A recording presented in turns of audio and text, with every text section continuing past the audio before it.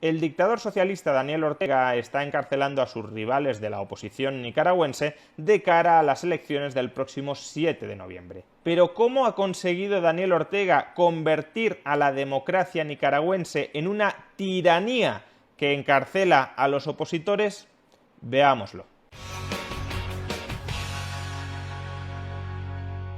El tirano sandinista Daniel Ortega está encarcelando a todos sus rivales políticos de cara a las próximas elecciones del próximo 7 de noviembre en Nicaragua. Evidentemente, si no existen opositores que concurran a esas elecciones porque han sido encarcelados, Ortega ganará incuestionablemente esas elecciones a las que solo se presentará él. Se trata de la típica estrategia de todos los tiranos: reprimir a cualquiera que le haga sombra hasta que solo quede uno, y ese uno, claro, se proclame vencedor de la farsa electoral que haya tenido lugar. De la represión política que está teniendo lugar en Nicaragua, sin embargo, me interesa destacar cómo la ausencia de separación de poderes dentro de un Estado conduce inevitablemente a la tiranía, porque todo este proceso al que estamos asistiendo, todo este deplorable proceso de arresto de los opositores a Daniel Ortega al que estamos asistiendo, es simplemente la consecuencia de que todos los poderes del Estado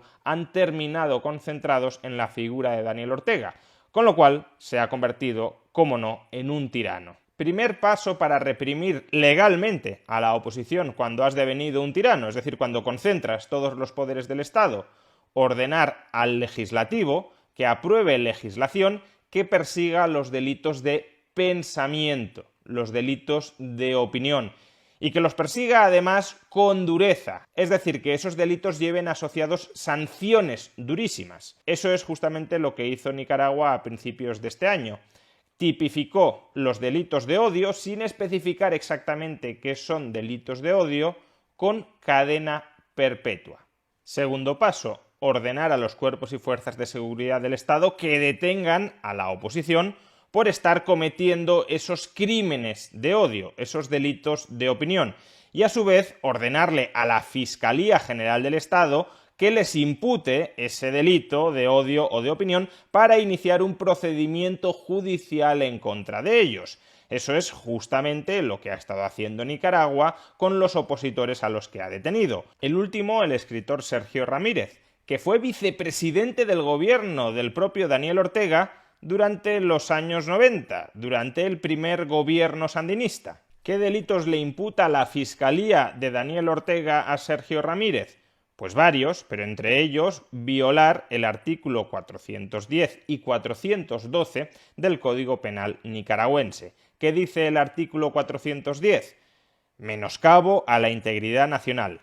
El que realice actos que tiendan a menoscabar o fraccionar la integridad territorial de Nicaragua, a someterla en todo o en parte al dominio extranjero, al dominio de Estados Unidos, a afectar su naturaleza de Estado soberano e independiente, será sancionado con pena de 10 a 15 años de prisión e inhabilitación absoluta por el mismo periodo para el desempeño de función, empleo o cargo público, salvo lo dispuesto en la Constitución Política de la República de Nicaragua. Claro, Sergio Ramírez no ha realizado ningún acto que conduzca a ello.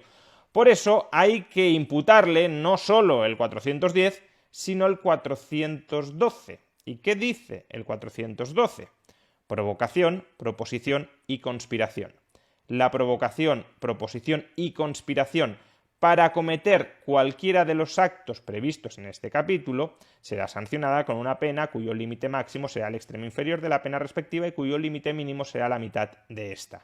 Como vemos, en estas penas todavía no está contemplada la cadena perpetua porque el Código Penal todavía no ha sido reformado. Ahora, la Constitución nicaragüense sí ha sido reformada y en su artículo 37 ya podemos leer: excepcionalmente se impondrá la pena de prisión perpetua para la persona condenada por delitos graves, cuando concurran circunstancias de odio crueles, degradantes, humillantes e inhumanas que por su impacto causen conmoción, rechazo, indignación, repugnancia en la comunidad nacional. Y este tipo de delitos encajan en esta reforma de la Constitución. Es decir, que como Sergio Ramírez supuestamente está conspirando para que otros realicen actos que atenten contra la soberanía de Nicaragua, es decir, Como Sergio Ramírez está criticando al gobierno de Daniel Ortega, la Fiscalía de Daniel Ortega le acusa de estar conspirando para derrocar el Estado nicaragüense y ponerlo al servicio de los Estados Unidos.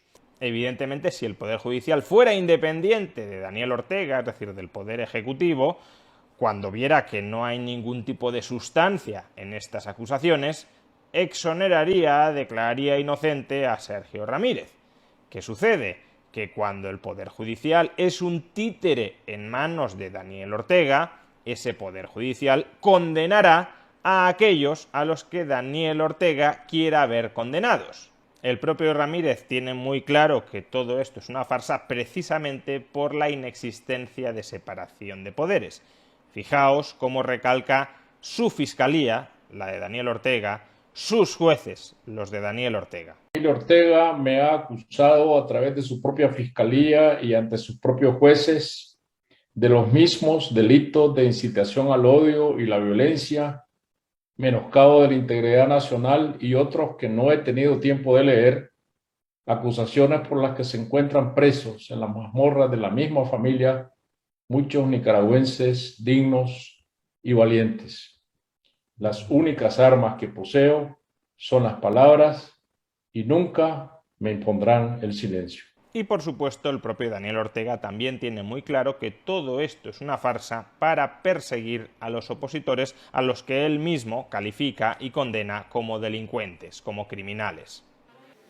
Entonces aquí no estamos juzgando a políticos, no estamos juzgando candidatos, aquí se está juzgando a criminales que han atentado contra el país, contra la seguridad del país, contra la vida de los ciudadanos, al intentar nuevamente organizar otro 18 de abril, otro golpe de Estado. Así se instituye una tiranía desde la apariencia formal de democracia.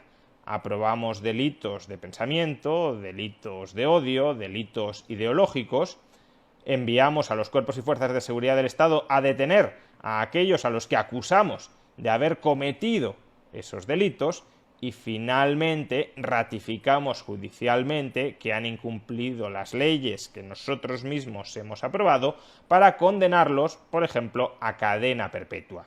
Lo único que falta para que todo esto termine de funcionar bien, termine de funcionar de manera engrasada y pueda continuar en el tiempo, es conseguir una cierta legitimación interna y externa a las prácticas tiránicas, pero con apariencia democrática, que está desarrollando un Estado, en este caso el Estado nicaragüense. Si la mayoría de la población interna está convencida de que estas acciones no son acciones represivas, sino que son acciones dirigidas a salvaguardar la paz contra unos delincuentes que estaban atentando contra la misma, y si el resto de estados extranjeros, además, ratifica que efectivamente el Estado nicaragüense sigue siendo una democracia porque únicamente lo que está haciendo es cumplir con la ley que internamente se han dado sus ciudadanos, pues entonces esta represión contra la oposición puede durar sine die. Por eso no basta con que el tirano concentre todos los poderes. Por eso el tirano tiene que explicarse y tiene que vender su propia versión ante su propia población y ante la comunidad internacional. Y eso es lo que estaba haciendo Daniel Ortega, diciendo, no, es que estos no son políticos, estos son delincuentes, son criminales, que están intentando dar un golpe de Estado y por eso los detengo. Por eso los poderes del Estado nicaragüense, que son poderes independientes, que casualmente reman todos en la misma dirección, los detienen y los condenan antes de las elecciones del próximo 7 de noviembre. La lección a extraer, más allá de que Nicaragua es una tiranía, más allá de que el sandinismo comunista ha convertido a Nicaragua en una tiranía, la lección a extraer es que debemos ser muy cuidadosos, primero, con la legislación que sancione delitos de pensamiento, porque esa legislación es la puerta abierta a perseguir a cualquiera que tenga unas ideas que incomoden al poder político. Y segundo, que hay que ser muy cuidadoso también con la separación de poderes, porque sin separación de poderes, cuando legislativo, ejecutivo y judicial coinciden en la misma persona, Esa persona es capaz de aprobar las leyes que ella quiere, es capaz de ejecutar esas leyes como a ella le viene en gana y es capaz de interpretar que se han ejecutado las leyes correctamente a través de ese sistema judicial que monopoliza. Legislación de odio con concentración de poderes es la vía abierta a la tiranía. Y creo que no es necesario trazar paralelismos demasiado complejos para darnos cuenta de que muchos estados occidentales están transitando por la vía de la legislación de odio, de la legislación contra el pensamiento, y también por la vía de la concentración de poderes. Nicaragua podrá parecernos hoy una república bananera, pero en el futuro la república bananera podemos serlo nosotros.